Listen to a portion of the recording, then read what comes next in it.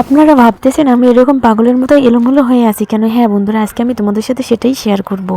তো বন্ধুরা, আমরা চলে যাচ্ছি আজকে নবগয়ায়, সেখানে চান করার জন্য। তো এটা হলো ব্রিজের উপর দিয়ে পার হচ্ছে। ব্রিজটা বিশাল বড়, আর এই ব্রিজটা রয়েছে আমাদের রংপুর জেলায়।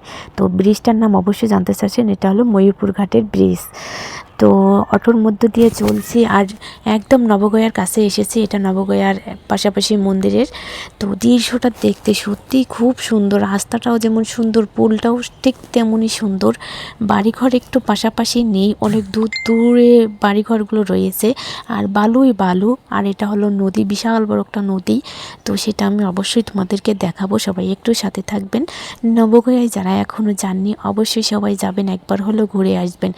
আমরা তো নানা রকম জায়গায় যেয়ে থাকি, তো একটু তীর্থস্থান থেকে সবাই ঘুরে আসবেন, একটু পূর্ণ হবে। তো বন্ধুরা দেখুন কত সুন্দর জায়গাটা, তাই না? দেখে একদম আমার মনটা ভরিয়ে গেছে। তো অলরেডি আমরা মেলাবাড়িতে চলেই এসলাম, তীর্থস্থানের ওখানে অনেক লোকজন সকাল সকাল এসে পড়েছে, আমরাও চলে এসেছি। আমরা এখন আস্তে আস্তে 9:30 রেডি হয়েছে, আস্তে আস্তে ঠিক 11টায় হয়ে গেছে, বেজে গেছে। তো বন্ধুরা দেখেন, এখানে অনেক রকমের ঠাকুর আছে। এটা হলো শিবলিঙ্গ, আমি একে একে দেখাবো। এটা হলো অর্জুনের রথর শাড়ি। তারপরে আপনারা শুধু সাথে থাকুন, আমি আপনাদেরকে একটু সব ঠাকুরে একটু একটু করে দেখানোর চেষ্টা করব। তো রথ সাজিয়েছে, খুব সুন্দর রথটা দেখতে।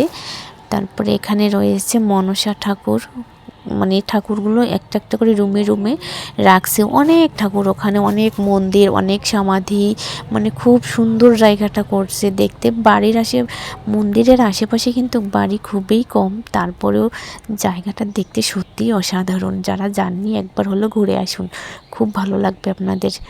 তো এখানেও রয়েছে বিষ্ণু ঠাকুর। তো সবাই একটু করে দেখেন কত সুন্দর করে একটা করে রুমের মধ্যে একটা করে ঠাকুর রাখছে। আর এখানে তো অনেক মানুষ, এত মানুষ আমি তো ভাবতেও পারিনি। তো পুরো ব্লগটি হয়তো আমার এই ভিডিওতে দেওয়া যাবে না, কারণ লং একটা ভিডিও।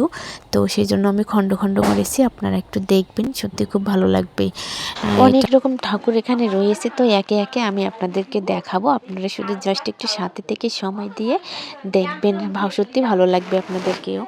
এখানেও ঠাকুর রয়েছে, আসলে অনেক অনেক ঠাকুরের নাম হয়তো আমি জানি না, তো সেজন্য বলতেও পারতেছি না, যেটা পারতেছি বলতেছি। যাই হোক, মন্দিরের ভিতরে আমি।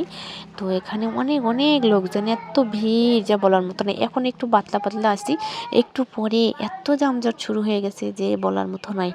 তো হ্যাঁ, এখানে সবাই আসে বাবা মায়ের শ্রাদ্ধ অনুষ্ঠান করার জন্য। বেশিরভাগ মানুষই আসে বাবা মায়ের অস্থি ভাসানোর জন্য। তো এটা একটা শিব মন্দির, দোতলা। এখানে এখনো কাজ হয়নি, তো এখানে উঠে আমি একটা শ্যুট নিলাম আর সবাইকে দেখানোর চেষ্টা করতেছি। খুব সুন্দর জায়গাটা আসলে। আর এটা হলো কি সাক্ষী গাছ, এটাকে বলে নাকি সাক্ষী গাছ, আসলে আমি জানি না। যারা এখানে আসে পিতামাতার অস্থি ভাসিয়ে দেওয়ার জন্য, তো এই গাছে নাকি একটা সুতা বেঁধে সাক্ষী রাখে ভগবানকে। তো তারপরে আমি আর একটা জায়গায় উঠতেছি, ভাবতেছি যে এখানে কি ঠাকুর আছে। তো এখানে একটু যাচ্ছি ঘোরার জন্য, দেখার জন্য। তো গিয়ে আসলে কি ঠাকুর দেখলাম আমার মনে হচ্ছে না। তো সেখানে গিয়ে একটু প্রণাম দিয়ে চলে আসলাম। ভিডিওটা অনেক বড় হবে, তাই এখানে শেষ করতেছি। বাকি খণ্ডগুলো আমি পরে দেখাবো, অনেক কিছু আছে দেখানোর। Bye bye, tata.